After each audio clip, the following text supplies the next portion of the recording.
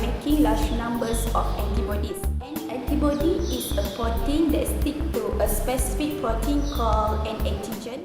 Antibodies circulate throughout the body until they find and attach to the antigen. Once attached, they can force the other parts of the immune system to destroy the cells that containing the antigen. Researchers can design antibodies that specifically target a certain antigen's epitope, such as one that found on cancer cells. They can then make copies of the antibody in the lab through cloning. These are known as monoclonal antibodies, meaning that the antibodies can be produced again and again on petri dish. Biotechnology has been implemented to change the exact antibodies so that they can attack very specific protein, example on the surface of cancer cell or surface of myeloma cell.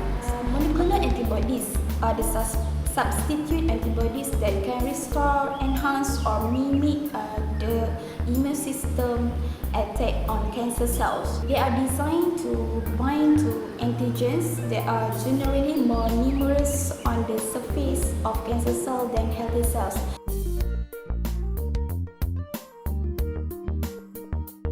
Monoclonal antibodies are designed to function in different ways. Okay, the role of the drug in helping the immune system may include 9 roles. We go one by one. Okay, the role number 1 is flagging cancer cells for easier detection and destruction. Next, role number 2 is triggering cell membrane. Role number 3 is blocking cell growth. Role number 4 is preventing blood-based cell growth. Role number 5 is blocking immune system inhibitors. Role number 6 is directly attacking cancer cells. Role number 7 is delivering radiation treatment. For the role number 8 is delivering chemotherapy, and lastly binding cancer and immune cells. Other than that, monoclonal antibodies is a single antibodies made by fusing antibody producing cells with an immortalized cell line, resulting in a cell line called hybridoma.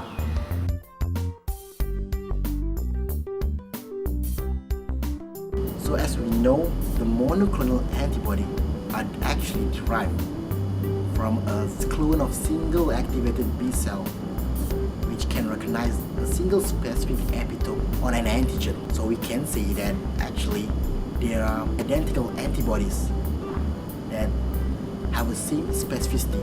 So for the step of hybridoma, first we need the immune system, which in laboratory we use mice.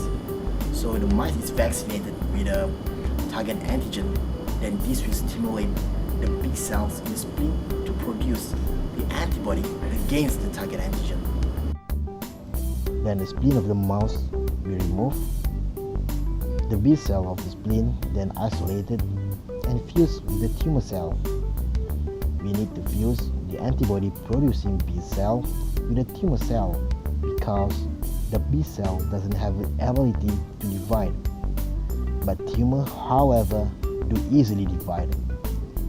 The fused cell called hybridoma cell. The hybridoma cells produce rapidly to make clone cell, which all make the same antibody. And then these monoclonal antibody are collected and purified and ready to be used. This match up perfectly with the target antigen in the body and made in large quantity.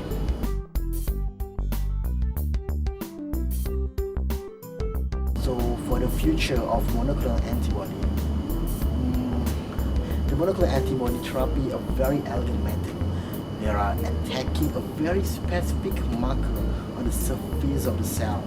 How there are different markers that can be attacked. So one line of development is to actually explore different surface marker on the myeloma cells, or combination of these to see which is the most effective to the target. And there are also many ways the antibody can be further improvised and improved in the term of their advocacy. So for example, such as its half-life, the duration of they can stand in the bloodstream can be optimized. It can be labeled with a certain toxin that they attack a toxic substance just to the myeloma cells, not other healthy tissue cells in the body. And by the way, killing are more effective. They have a even new generation of monoclonal antibody. There's something very clever in that it target the myeloma cell on the other end. And the other end of the antibody, it attract another immune cell, T cell, which then again more effectively kill myeloma cell and potentially even remembers features of that myeloma cells to go and kill other myeloma cells. There's already a number of moral antibodies in later stage of development. There are the two most prominent antibodies at the moment called dorsacetramide, and this is called dorsacetramide targeting a surface protein called CD38. This is an antibody that has shown impressive efficacy and large clinical trial. Another antibody that is already being explored in late-stage clinical trials is called elotuzumab. Again, Implicity has also shown efficacy in large clinical trials.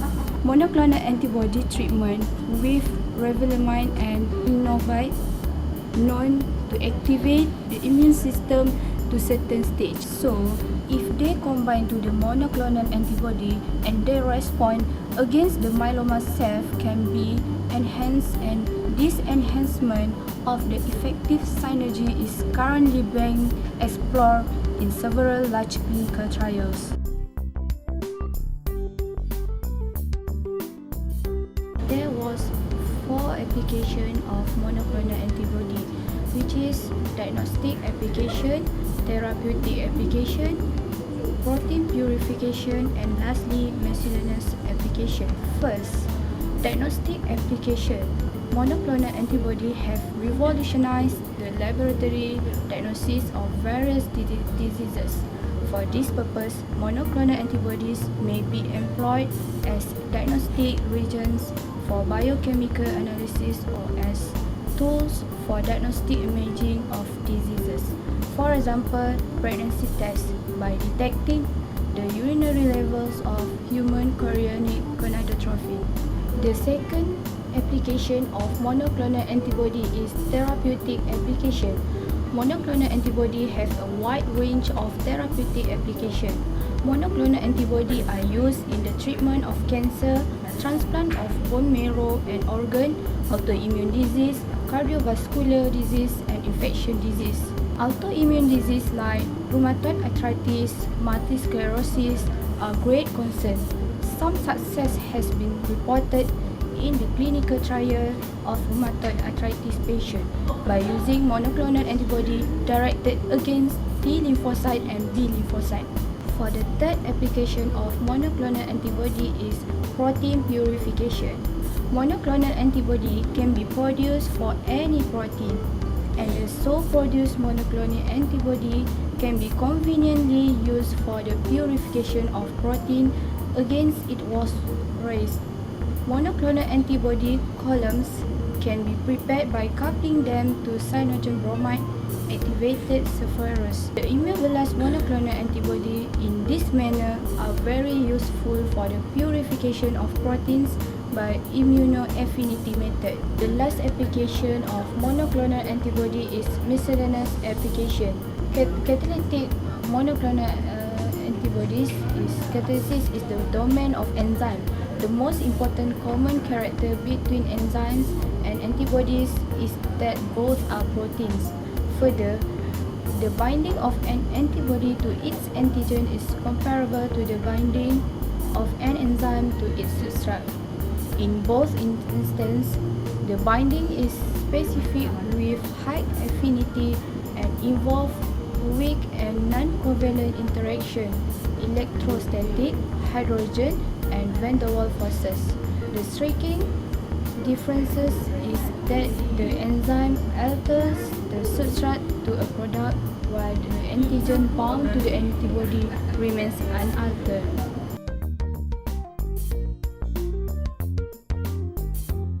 In general, the more common side effects caused by monoclonal antibody drugs include allergic reactions such as hives or itching, flu-like signs and symptoms including chills, fatigue, fever and muscle aches and pains, nausea, vomiting, diarrhea, skin rashes and low blood pressure. The serious but rare side effect of monoclonal antibody therapy may include infusion reactions, low blood cell counts, heart problems, lung problems, skin problems, and bleeding.